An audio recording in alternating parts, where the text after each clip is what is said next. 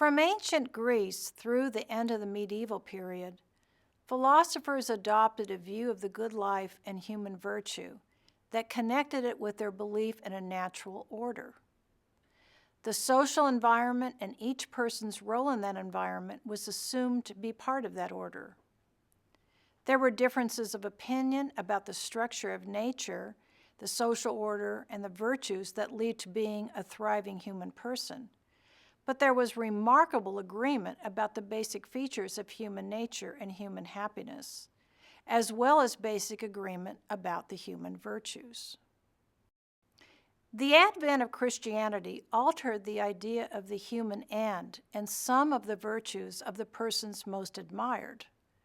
But there was no doubt in anybody's mind that there is such a thing as nature and such a thing as virtue, and that even though human happiness is elusive, we know that it is closely connected with being a morally good person.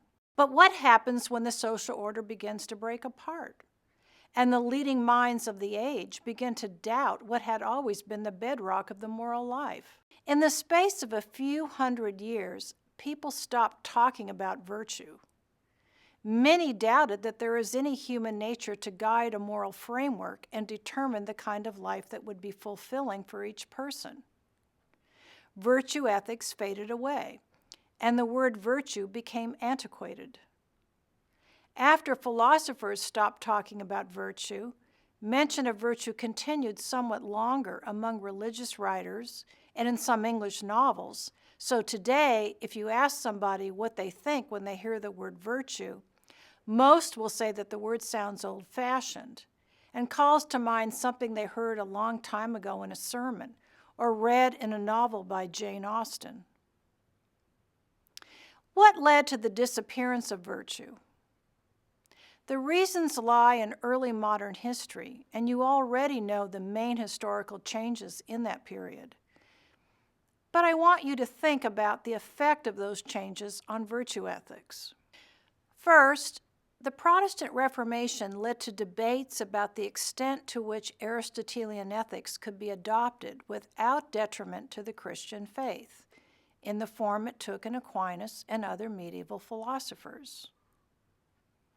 The scientific revolution unseated Aristotle's dominance in beliefs about nature. In the minds of some people, if Aristotle was wrong about nature, he must have been wrong about human nature and therefore human virtue. Disease and war broke down the social order. The Black Death of the 14th century led to a catastrophic reduction in population that hastened social and economic disorder and led to numerous peasant rebellions.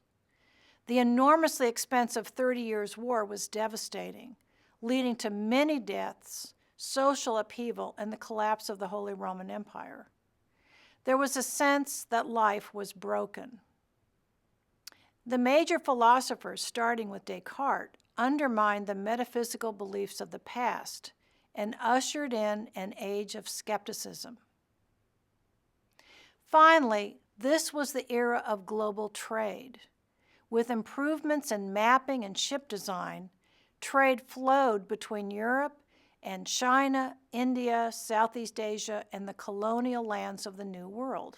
People also started to move around much more than in previous centuries as commerce grew. Once people were interacting with strangers and even foreigners, they had to figure out how to get along without agreeing about human nature, the virtues, or what a good life is like.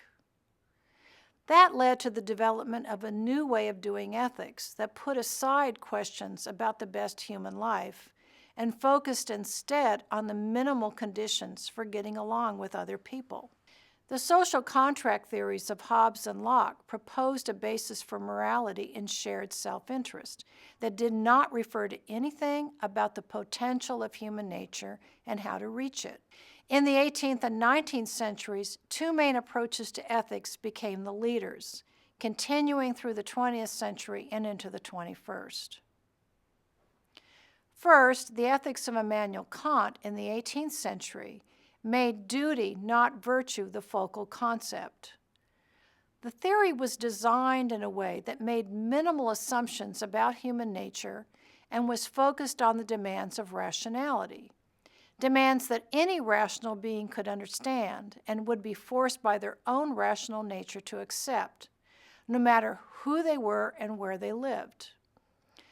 Kant wrote about virtue also, but that work was less influential on subsequent philosophical ethics. The second major ethical theory of the modern period was utilitarianism, proposed by Jeremy Bentham and John Stuart Mill in the 19th century. The basic idea is that the right thing to do is to maximize happiness for the greatest number of people, where happiness does not mean Aristotelian eudaimonia, but the subjective state of pleasure, which, in Mill's form of utilitarianism, included higher pleasures of the intellect and aesthetic sensibilities in addition to sensory pleasure. Since utilitarianism was not based on a controversial theory of human nature and was simple in form, it had great influence in law, politics, and economics. We like to think that in the modern world, each individual has more power than in the medieval world.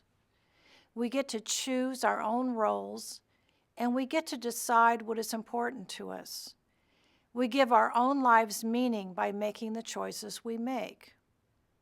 But do we really believe that? Do we get to choose what is fulfilling and what is not? Have you ever had the experience of choosing something you thought would be fulfilling, but when you got it, it wasn't fulfilling at all? Even if we know better than others what we find fulfilling, that does not mean that we can be just anything. We may value a society in which people have maximum personal choice and minimum constraints from morality, but we also want something more.